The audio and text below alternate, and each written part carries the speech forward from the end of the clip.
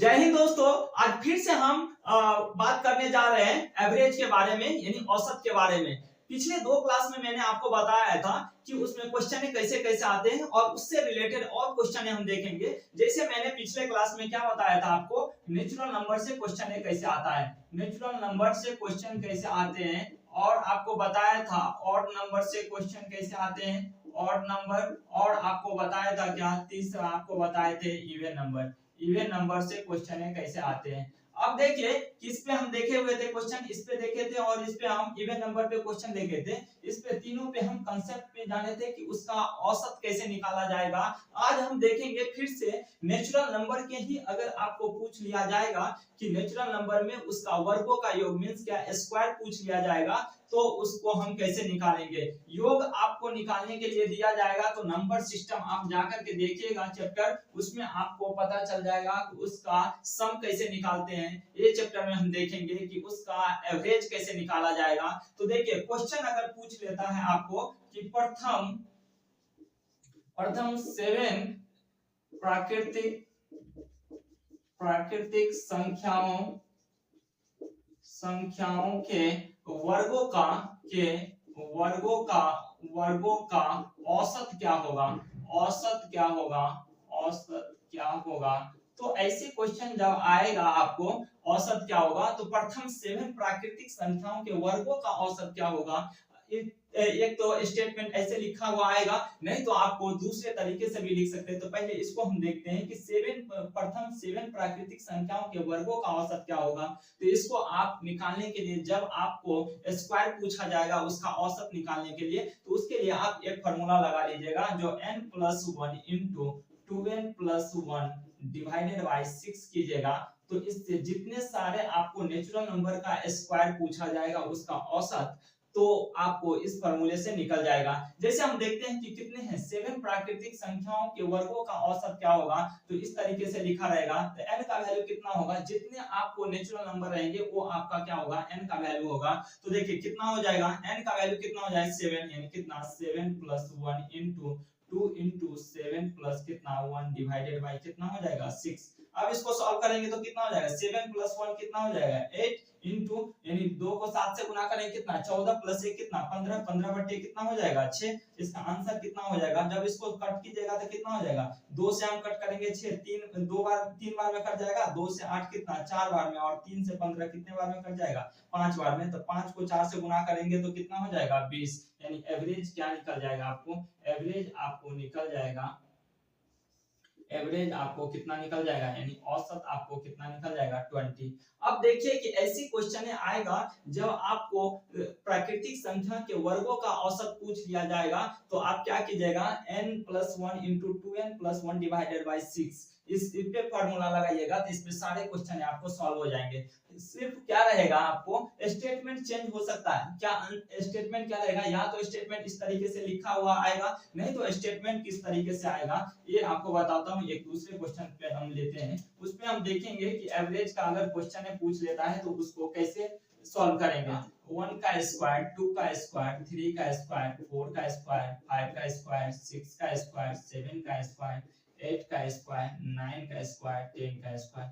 ये यहाँ से 1 से लेकर के 10 तक के सभी प्राकृतिक संख्या का स्क्वायर का औसत क्या होगा, क्या लिखा जाएगा, का औसत क्या होगा, औसत क्या होगा। तो ऐसे क्वेश्चन सॉल्व करने के लिए आपको फॉर्मूला पता है, क्या है पता है, n+1 इंटू क्या हो जाएगा 2n+1 डिवाइडेड बाय क्या 6 कीजिएगा, इस पे आपका वैल्यू निकल जाएगा। तो कितना दिया हुआ है, 1 से लेकर के आपको कितना 10 तक दिया हुआ है, तो 10 तक के सब n का वैल्यू कितना हो जाएगा 10 हो जाएगा। कितना हो जाएगा 10+1 इंटू कितना हो जाएगा 2 इंटू 10+1 डिवाइडेड बाय कितना हो जाएगा 6। अब इसको सॉल्व करेंगे तो कितना आ जाएगा, 10 प्लस 1 कितना 11 गुने 2 को 10 से गुना करेंगे कितना 20 प्लस 1 कितना 21 बट्टे कितना कितना निकल जाएगा 6।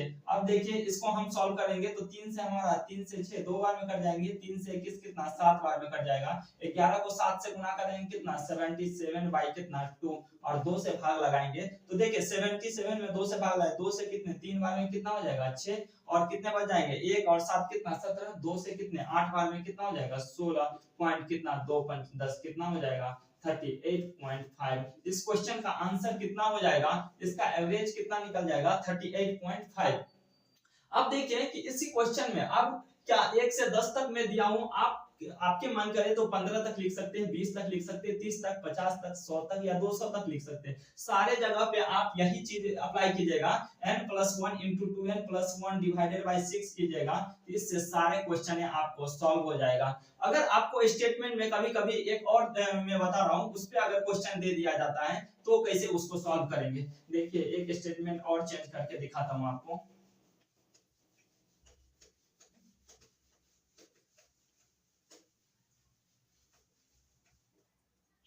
अगर क्वेश्चन में आपको दे दिया जाए कि आपको अगर ऐसे रहते हैं कि 1 का स्क्वायर, 2 का स्क्वायर, 3 का स्क्वायर अप टू 21 के स्क्वायर तक सभी प्राकृतिक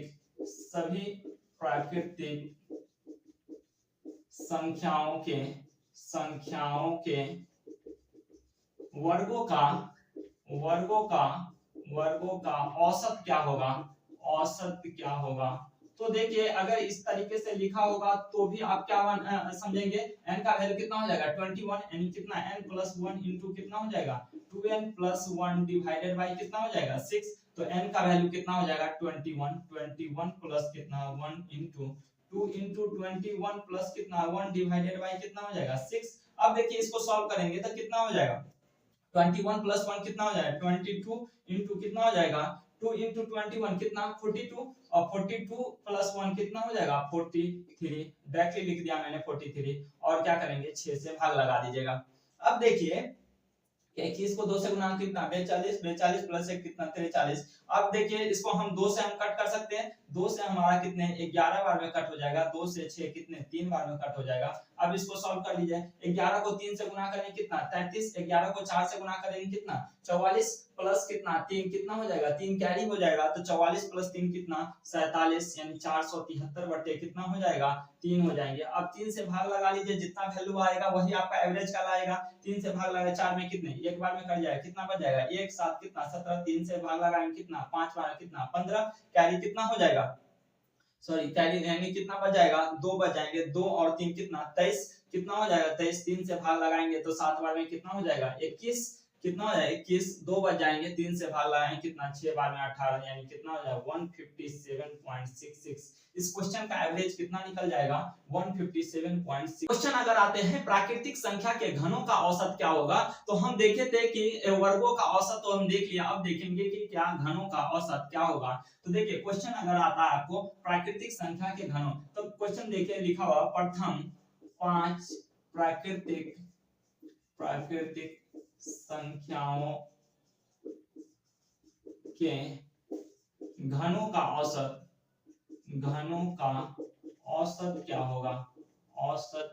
क्या होगा। अब देखिए कि प्रथम 5 प्राकृतिक संख्या के घनों का औसत क्या होगा।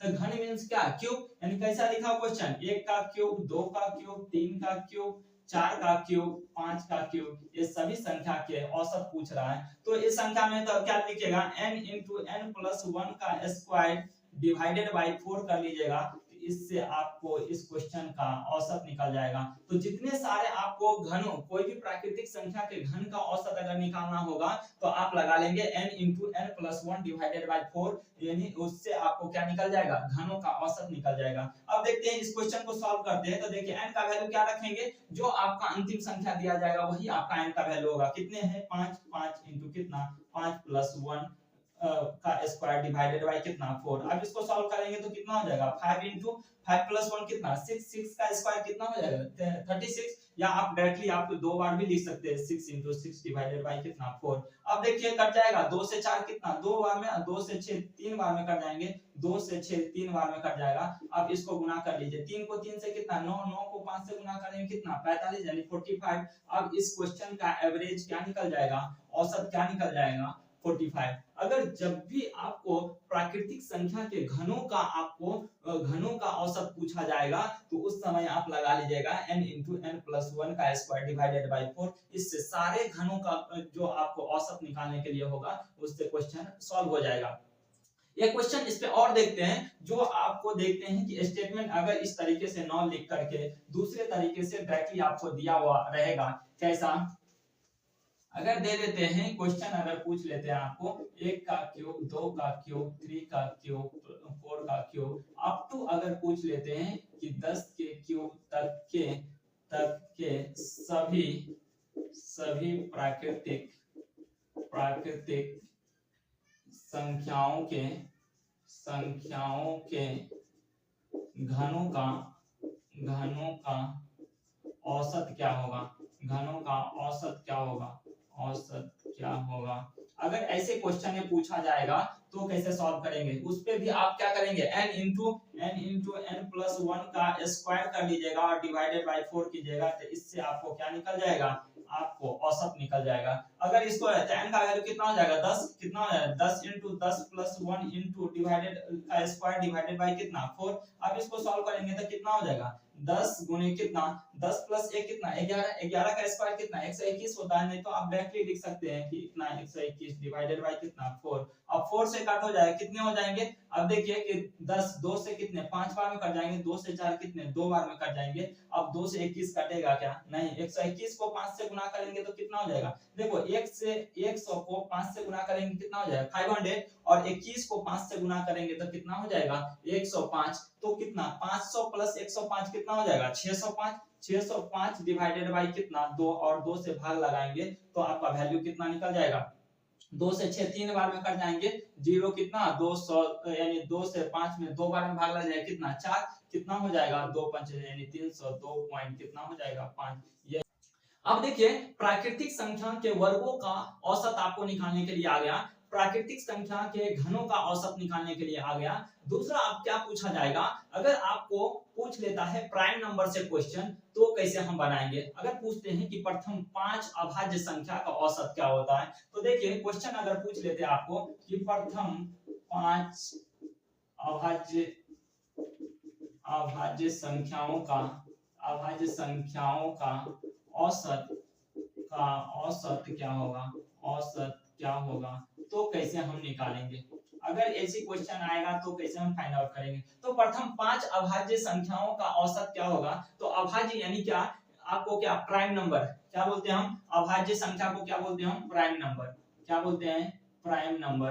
तो प्राइम नंबर से जब क्वेश्चन आएगा तो प्राइम नंबर हम किसको बोलते हैं, आपको पता होगा प्राइम नंबर किसको बोलते हैं, आपको ऐसी संख्या जो अपने आप से कटे और किसी भी दूसरी संख्या से न कटे, ऐसी सारी संख्या क्या कहलाता है, प्राइम नंबर कहलाता है। तो देखिए प्राइम नंबर में कौन कौन सी संख्या आता है, कितने आ जाएंगे 2 3 5 7 11, ये सारे संख्या क्या कहलाता है, प्राइम नंबर कहलाता है। तो जब प्राइम नंबर से क्वेश्चन आएगा तो क्या बताया था आपको, औसत निकालने के लिए सभी संख्या का योग बट्टे में सभी संख्या से भाग लगा देंगे तो आपको क्या निकल जाएगा, आपका औसत एवरेज निकल जाएगा। तो एवरेज इस क्वेश्चन को निकालने के लिए तो औसत बराबर क्या हो जाएगा, सभी संख्या का योग बट्टे सभी संख्या, यानी सभी संख्या को जोड़ लेंगे कितना 2 plus 3 plus 5 plus 7 plus 11 divided by कितने संख्या है 5 है, 5 से भाग लगा लेंगे, कितने हो जाएंगे 2 प्लस 3 5, 5 प्लस 5 10 प्लस 7 17, 17 प्लस 11 कितना हो जाएगा 28, 28 बाय कितना 5। अब इसको सॉल्व करेंगे तो कितना वैल्यू आ जाएगा, कितने आ जाएंगे 5 से भाग है 25, यानी कितना हो जाएगा 5 से 5 है 25, कितने बच जाएंगे 3, यानी 5.6। इस क्वेश्चन का आंसर कितना आ जाएगा, एवरेज आपको आ जाएगा 5.6। अब देखिए कि इसमें अगर क्वेश्चन है आपको प्रथम 5 अभाज्य संख्या का औसत पूछा है, प्रथम 10 अभाज्य संख्या का औसत पूछ लेगा, या कितना भी पूछा जाएगा, या प्रथम यानी आपको पूछ लेगा 1 से 100 तक के बीच में जितने सारे अभाज्य संख्या वो सारे संख्या का औसत क्या होगा, तो भी आप निकाल सकते हैं। प्राइम नंबर से एक और क्वेश्चन देखते हैं। अगर क्वेश्चन आपको पूछ लेता है कि अगर प्रथम 9 अभाज्य संख्याओं का औसत क्या होगा, तो इस क्वेश्चन को कैसे सॉल्व कीजिएगा। अब देखिए कि अभाज्य 9 अभाज्य संख्याओं का औसत पूछा, सबसे पहले अभाज्य नंबर लिख लेंगे, कितना है 2 3, कितना होता है 5 7, कितने हो जाएंगे 11 13 17, कितने हो जाएंगे 19 23। अब देखिए कि 9 अभाज्य संख्या है क्या, 1 2 3 4 5 6 7 8 9, 9 अभाज्य संख्या आपको 9 प्राइम नंबर मिल गए। तो आपको एक क्वेश्चन पूछा जाएगा, तो सभी संख्या को योग डिवाइडेड बाय में सभी संख्या से वैल्यू से आप क्या कीजिएगा, भाग लगा दीजिएगा, तो ये आपका आंसर आ जाएगा। तो क्वेश्चन देखते हैं कि एवरेज अगर पूछा जाएगा, एवरेज अगर पूछ लेते हैं तो क्या करेंगे, सब संख्या को जोड़ देंगे, 2 + 3 + 5 + 7 + 11 + 13 प्लस कितना 17 + 19 प्लस कितना 23 डिवाइडेड बाय कितना हो जाएगा 9।